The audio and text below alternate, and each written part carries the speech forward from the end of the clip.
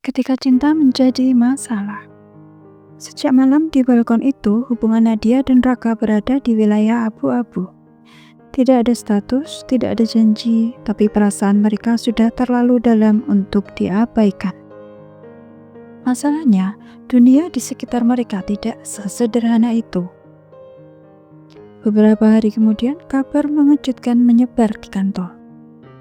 Dewan direksi akan melakukan audit internal besar-besaran, termasuk soal hubungan personal di lingkungan kerja. Raka sebagai direktur utama berada di bawah sorotan tajam. Nadia mendengarnya dari bisik-bisik rekan kerja, dadanya terasa sesak. Ia tahu, kehadirannya di hidup Raka bisa menjadi beban, bukan dukungan. Dan benar saja, suatu sore Raka dipanggil ke rapat tertutup dengan para pemegang saham. Nada bicara mereka dingin, formal, dan penuh tekanan. Sebagai direktur utama, Anda harus menjaga citra, kata salah satu dari mereka. Kami mendengar rumor yang tidak perlu. Raka mengerti maksudnya.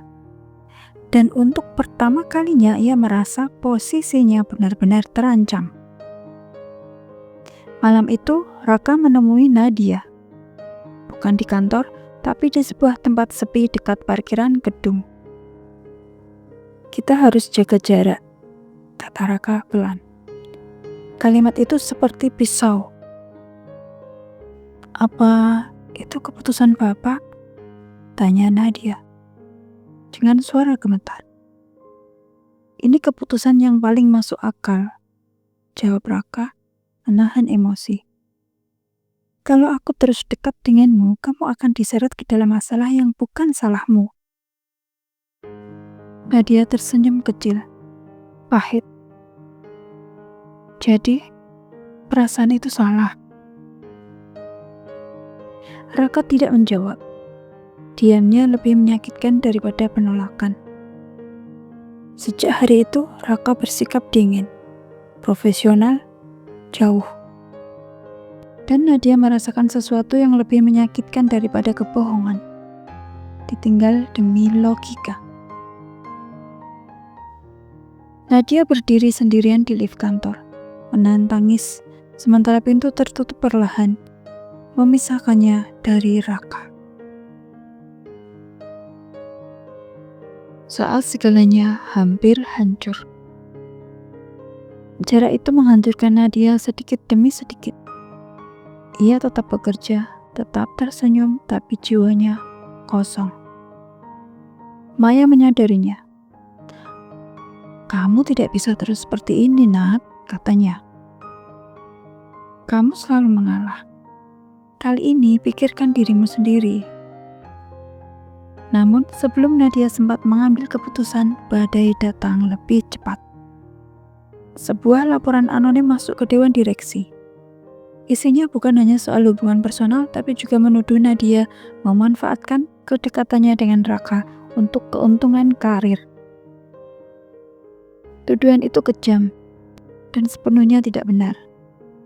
Nadia dipanggil ke ruang HR.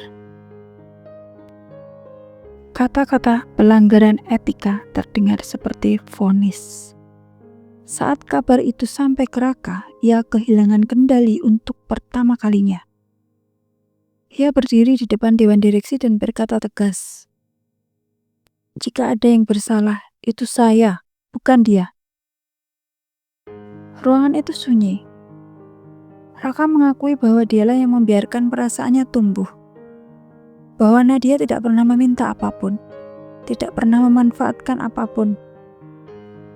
Jika harus ada yang mengundurkan diri, lanjut Raka, maka biarkan saya.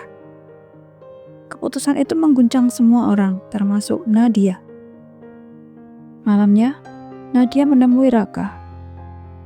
Matanya merah, suaranya bergetar. Kenapa Bapak melakukan itu? Kenapa selalu mengorbankan diri sendiri? Raka menatapnya dalam-dalam.